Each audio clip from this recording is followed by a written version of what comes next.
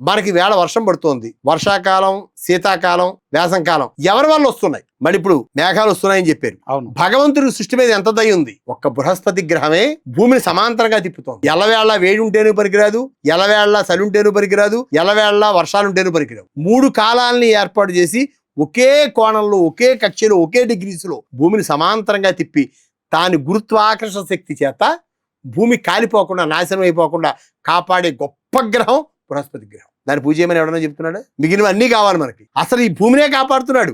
ఈ ఆస్తులు, ఈ భవనాలు, ఇవన్నీ దేని మీద కట్టాం మనం? ఈ భూమి మీద కట్టి. ఆ భూమి లేకపోతే 7.1% పాయింట్ దాటి 8.4లోకి వచ్చింది అనుకోండి, అలా ఎవడన్నా మిగులుతాడా?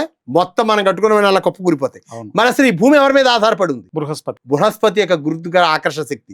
బృహస్పతి ఎవరి కంట్రోల్లో ఉన్నాడు? దేవతల యొక్క కంట్రోల్లో ఉన్నాడు. ఆ దేవతలను ముఖ్యంగా చేతిలో పెట్టుకున్నటువంటి ఈశ్వరుడు ఎక్కడ ఉన్నాడు? ప్రకృతితో చేతిలో పెట్టుకున్నాడు. ఒకదానికోటి ఇవన్నీ ఎందుకు నడుస్తోంది? ఇదంతా ఈ సృష్టి ఎలా నడుస్తోంది అన్నదానికి అర్థం అది. అలాంటి బృహస్పతి దేవగురు అయ్యాడు.